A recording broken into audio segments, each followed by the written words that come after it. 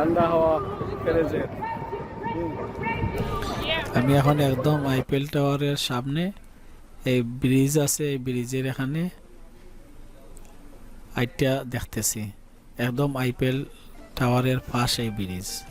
ওকে, ও ছোট একটা নদী এই আইপিএল টাওয়ারের পাশেই।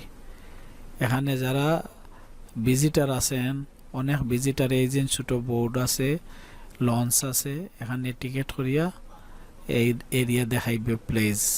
আমি এখন এই ব্রিজের পাশেই আছি। এই দেখেন আইপিএল টাওয়ারের পাশে, এখানে এই ব্রিজে অনেক সব দেশের মানুষ আছে, এখানে ভিজিট করাতে আসছে, সব কান্ট্রির মানুষ আছে। একদম আইপিএল টাওয়ারের পাশেই এই ব্রিজের মধ্যখানে এখন আমি এই প্লেসটা হইল ব্রিজের মধ্যখানে। তো সাইডে দিই, ও সাইডে দিই এই দেখেন বুট আছে, লঞ্চও আছে।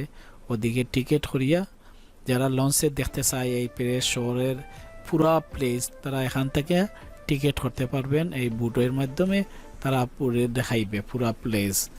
এগুলা ছোট নদী, একে সাগর কিন্তু খুবই সুন্দর। এখানের হাওয়া ন্যাচারাল খুবই, মানে দেখেন হাওয়া আসছে ঠান্ডা ঠান্ডা হাওয়া ফেরেছে।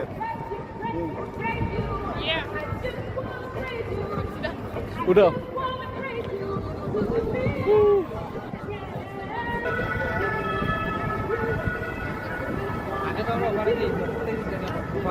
ওই ওখানে দিয়ে যাও।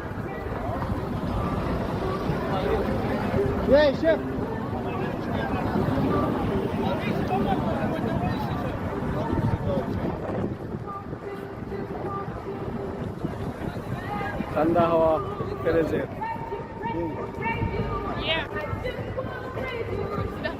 উঠো। তারপরে মানুষ, এখানে সব দেশের মানুষ আসে ভিজিট। আলহামদুলিল্লাহ খুবই সুন্দর প্লেস।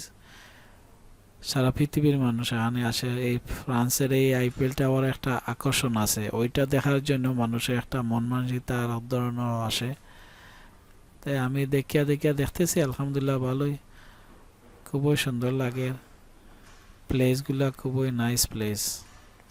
তো যারা ভিজিট করবেন ইনশাল্লাহ। টায়ার্ড হয়েছি, এতে হারতেছি, এক একদিন টায়ার্ড হয়ে গেছি রোজা রাখিয়া। এপ্রিলের এই 6 তারিখ 25-26 রমজান হইবে। এই রূপে আলহামদুলিল্লাহ ঘুরলাম।